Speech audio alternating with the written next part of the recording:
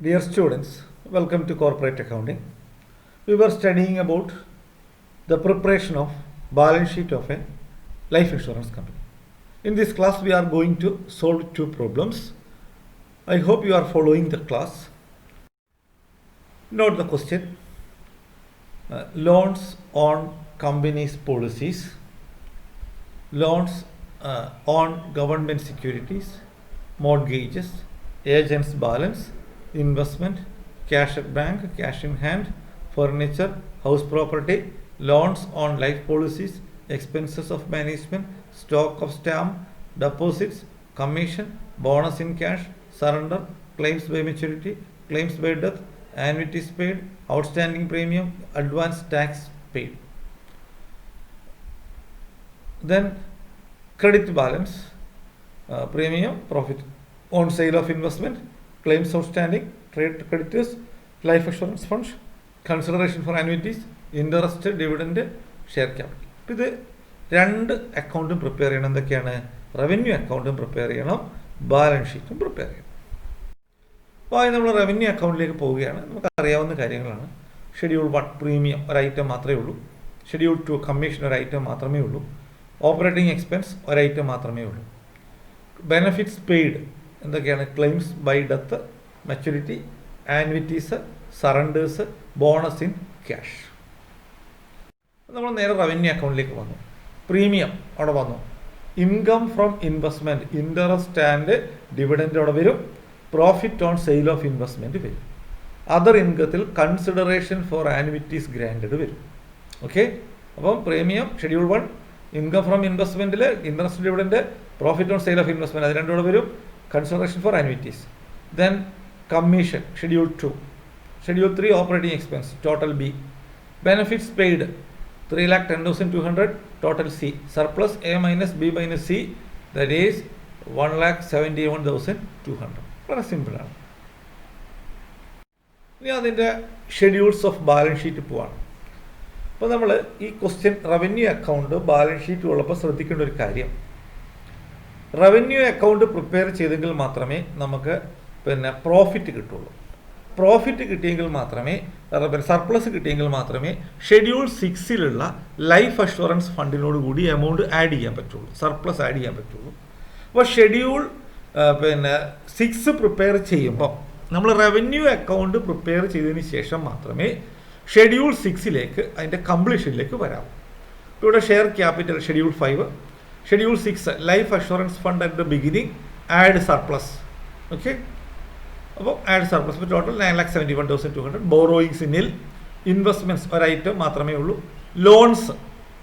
Loans mortgages, loans on policies, loans on government securities, loans on life policies. നമ്മൾ ശ്രദ്ധിക്കുക, loan എന്നൊരു item debit സൈഡിൽ വരുമ്പോൾ അത് ലോൺ ഗിവൺ ആണ്.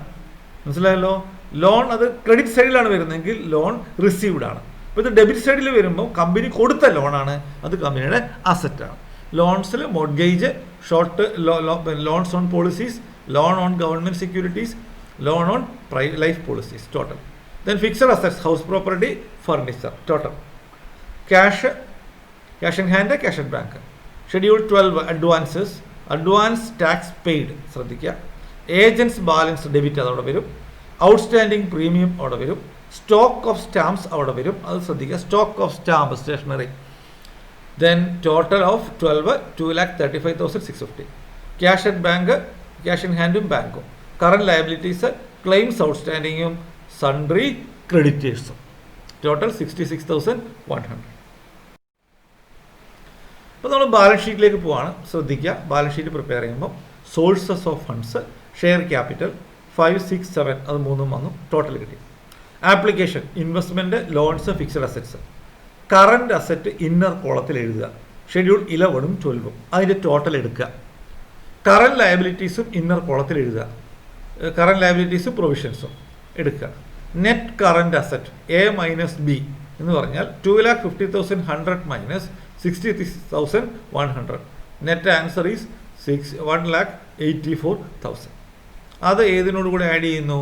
ഇൻവെസ്റ്റ്മെൻറ്റ്, ലോൺസ്, ഫിക്സഡ് അസറ്റ് എന്നുള്ള എമൗണ്ടിനോട് കൂടി ആ എമൗണ്ട് ആഡ് ചെയ്യും. അപ്പോൾ നമുക്ക് ടോട്ടൽ ഓഫ് ബാലൻസ് ഷീറ്റ് 29,71,200 എന്ന് കിട്ടി. ഇനി നമ്മൾ ഈ ഒരു ക്വസ്റ്റ്യൻ നിങ്ങൾക്ക് തരികയാണ്. ഈ ഒരു ക്വസ്റ്റ്യൻ നിങ്ങൾ എന്തൊക്കെ പ്രിപ്പയർ ചെയ്യണം? റവന്യൂ അക്കൗണ്ടും ബാലൻസ് ഷീറ്റ് പ്രിപ്പയർ ചെയ്യണം. 2 അഡ്ജസ്റ്റ്മെൻ്റ് ഉണ്ട്. Management expense outstanding. അപ്പോൾ ഓപ്പറേറ്റിംഗ് എക്സ്പെൻസിൻ്റെ കൂടെ 600 ആഡ് ചെയ്യണം.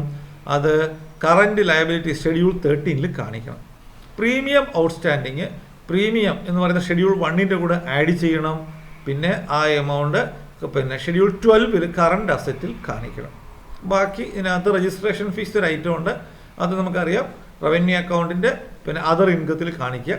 ക്ലെയിംസ് ഔട്ട്സ്റ്റാൻഡിങ് എന്ന് പറയുന്നത് ക്ലെയിംസ് ഔട്ട്സ്റ്റാൻഡിങ് അത് അറ്റ് ദ എൻഡ് ആണ്. അത് ലയബിലിറ്റി സൈഡിൽ കറണ്ട് ലയബിലിറ്റീസിൽ നമ്മൾ കാണിക്കുക. പിന്നെ ആനുവിറ്റീസ് ഔട്ട്സ്റ്റാൻഡിങ്ങും കറണ്ട് ലയബിലിറ്റീസിൽ കാണിക്കുക. ആനുവിറ്റീസ് ഔട്ട്സ്റ്റാൻഡിങ് രണ്ടും ട്രയൽ ബാലൻസിലാണ് തന്നിരിക്കുന്നത്.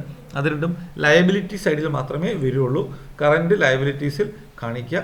ഇത് പിന്നെ ഇൻകം ടാക്സ് ഓൺ ഇൻട്രസ്റ്റ് അത് നമ്മൾ അതർ ഇൻകത്തിൽ കാണിക്കുക. അതർ ഇൻകം എന്താ കാരണം എന്ന് വെച്ചാൽ നമ്മൾ നേരത്തെ അടച്ച ടാക്സിൻ്റെ ലാഭം നമുക്ക് എന്ത് ചെയ്തിരിക്കുകയാണ്, കിട്ടിയിരിക്കുകയാണ്.